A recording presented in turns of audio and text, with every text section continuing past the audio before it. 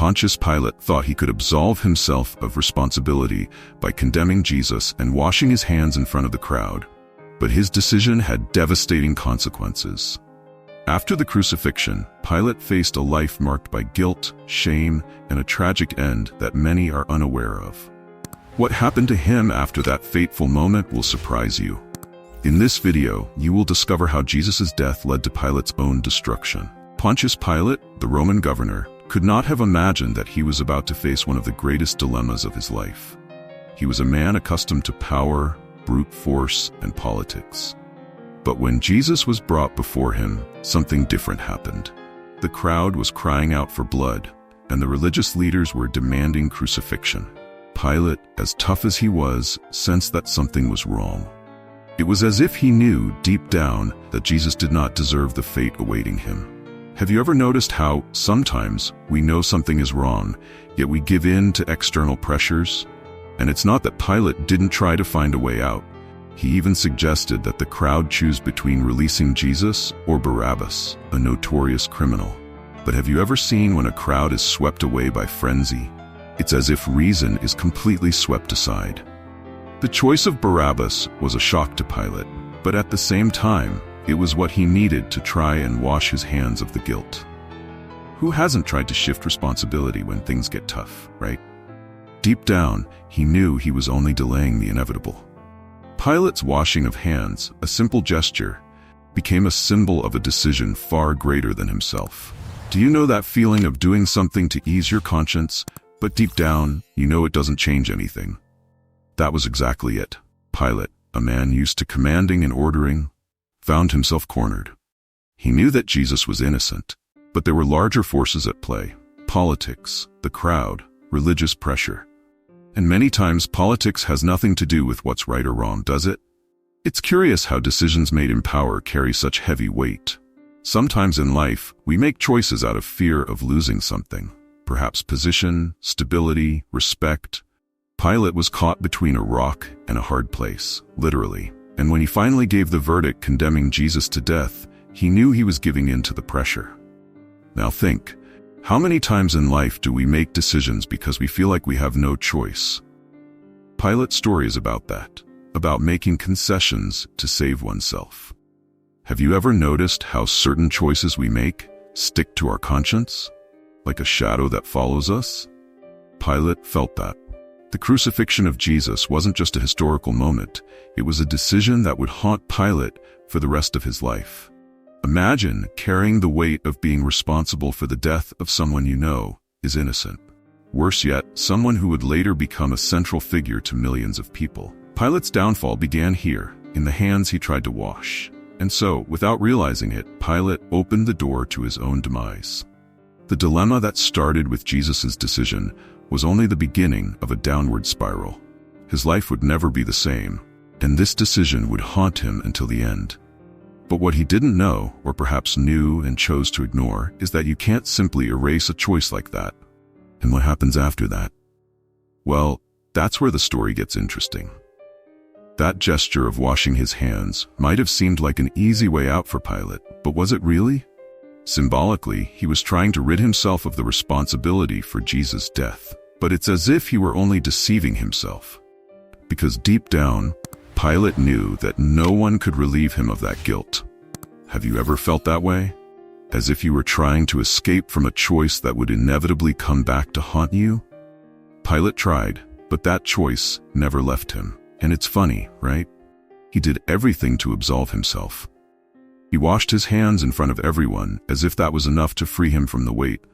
But the truth is, no matter how much we try to avoid it, certain decisions have a way of catching up with us sooner or later. Pilate thought he was freeing himself from the problem, but the moral conflict was only beginning. That feeling of trying to erase a mistake with a symbolic gesture. Who hasn't tried to fool themselves like that? The problem is that the conscience doesn't wash away so easily. From that moment on, the burden of guilt began to grow inside Pilate. It was like a ghost he couldn't ignore. He may have had power, he may have been a Roman governor, but at that moment, there was no authority in the world capable of relieving the weight of having condemned an innocent man, Jesus, to death. You know when you try to escape something, and the more you try, the more it seems to follow you. Pilate's death, in a way, began there, because no one escapes their own conscience. Now think, how did he deal with it? Pilate wasn't an ordinary man. He had power, but power doesn't buy peace of mind. Even though he tried to wash his hands and shift the responsibility to the crowd, Pilate's nights would never be peaceful again. That decision shaped the rest of his life. And it's interesting how often the hardest choices are the ones that don't bring us peace, no matter what we do afterward. Pilate's decision became an unbearable burden over time. Every time he closed his eyes, he must have remembered that no matter how much he tried to justify his action, he was responsible for allowing Jesus' crucifixion.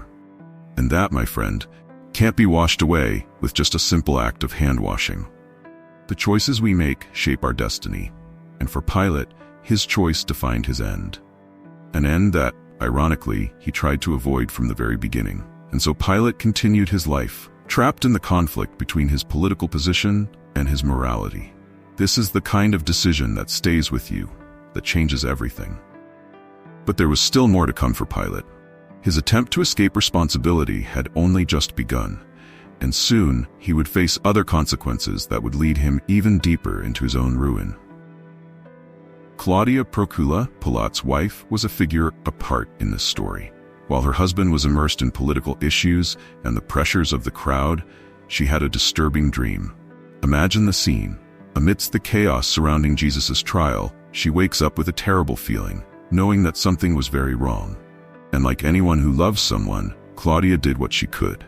She tried to warn Pilate, asking him not to get involved in Jesus' death. Now think, how many times do we receive a warning, an intuition, and choose to ignore it?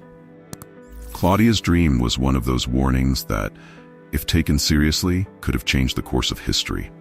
Somehow, she knew that Jesus was innocent and that Pilate's decision would have tragic consequences. You know that feeling you get when something inside you screams that you shouldn't go down a certain path? Claudia felt that. But as much as she tried, Pilate didn't listen to her. How many times in life do we ignore those close to us thinking we know better? But Claudia's warning wasn't something easy to ignore. Pilate, as much as he wanted to keep up a firm front, surely felt the impact of his wife's dream. She was a woman of influence, and her counsel wasn't something to be lightly dismissed. However, pressured by external factors, the crowd, the religious leaders, his own position, Pilate chose to disregard the warning. And that's where many wrong decisions happen. When we choose to ignore the voices that truly matter. Claudia couldn't foresee how far that decision would take Pilate, but the guilt he would carry and the later consequences would show that she was right. The dream she had was like a forewarning, a last attempt to avoid the inevitable. But as often happens, ignored warnings have a cruel way of becoming reality. And the most curious thing is that throughout history, there are always those who try to warn us, but we're not always ready to listen. Pilate learned this the hard way. Imagine the weight Claudia carried after seeing what happened to Jesus. She knew she had tried, but her husband made his choice. For her, the dream was a clear warning that something greater was at stake, and the pain of seeing that prophecy come true must have been devastating. It shows how, in life, even the best intentions can be suffocated by the weight of circumstances.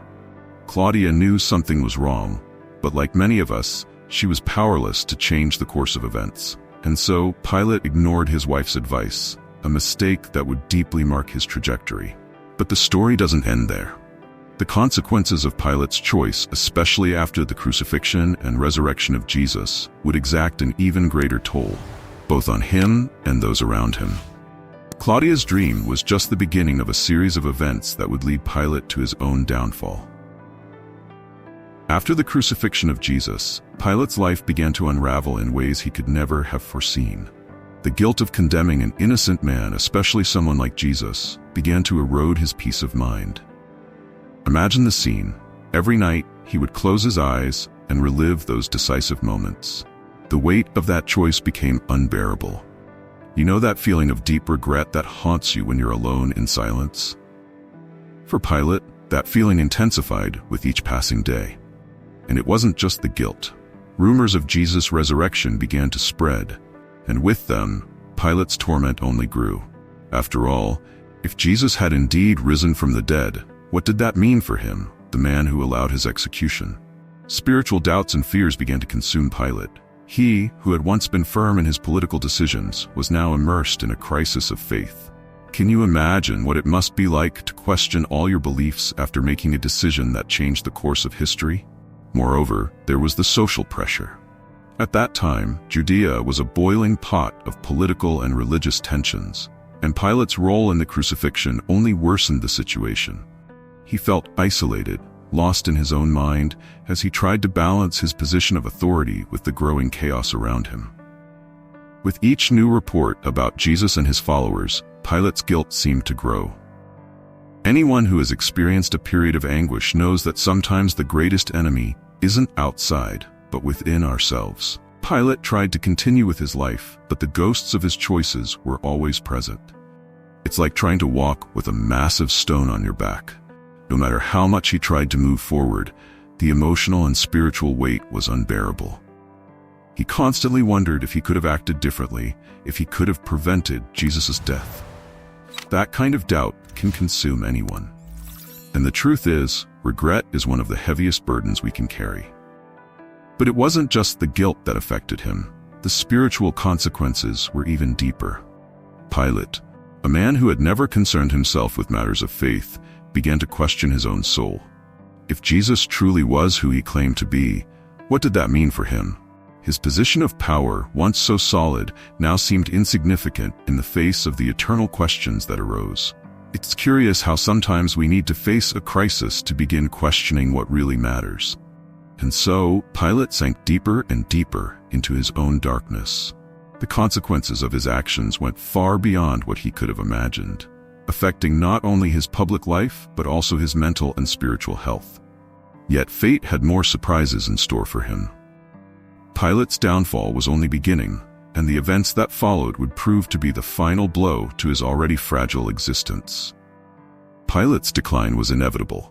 The political pressure in Judea continued to rise, and his role in Jesus' crucifixion made him an easy target for enemies and opponents. Imagine the scene. A worn-out, guilty, and tormented governor trying to maintain control of a province in constant turmoil. It didn't take long for Rome to lose patience with him. Pilate, who once saw himself as a figure of power, now faced exile, stripped of his position, utterly defeated. Have you ever stopped to think about how fleeting power can be? In exile, Pilate not only lost his position, but also any trace of dignity he had left. Without the mantle of authority, he was just another man consumed by his own mistakes. You know that moment when everything seems to fall apart, and you realize there's no going back? For Pilate, that was the beginning of the end. He had nowhere left to run, and no one left to blame. The man who had tried to wash his hands was now trapped in his own personal hell. And as if that wasn't enough, there was the weight of shame. The story of Jesus' crucifixion didn't die with time. On the contrary, it grew. And with it, Pilate's responsibility grew as well. Wherever he went, he was the man who condemned Jesus. Imagine carrying that burden. Pilate's fall was much more than political. It was a personal, spiritual, and emotional collapse. He was no longer the firm governor who tried to manipulate the crowd. Now he was just a broken man. Exile was just one part of his downfall. The guilt over Jesus' death, the rumors of the resurrection, the pressure from political and religious leaders, all of this weighed on Pilate. And according to some traditions, that weight led to a tragic end: suicide. Pilate, the man who tried to rid himself of guilt by washing his hands, ended his life consumed by that very guilt. And that's how many stories of power and vanity end, with the fall of those who once thought themselves invincible. But what makes us reflect is how Pilate's story is a reminder that the choices we make, especially those involving morality and justice, can haunt us forever. He had everything and lost everything, not just because of a political decision, but because of a moral choice. And here lies a lesson that few can learn before it's too late. Power without responsibility is a trap. And Pilate, the man who tried to escape responsibility, fell directly into that trap. And so, with his tragic death, Pilate became a figure marked forever. His story is a reminder that the decisions we make, especially those involving human lives and matters of faith, can define not only our destiny, but how we will be remembered. Pilate, the man who condemned Jesus, found his own condemnation. Now that you know the shocking details of Pontius Pilate's story, why not reflect on the choices we make every day? How many times do we ignore our conscience and make decisions that could haunt us forever? Pilate tried to escape responsibility, but the truth found him. And you, are you ready to face the consequences of your choices? If this story made you think differently, don't miss the opportunity to transform your life. Subscribe to the channel, activate notifications, and keep following more content that will help you learn, reflect, and grow. The journey doesn't end here, it's just the beginning. Shall we continue together?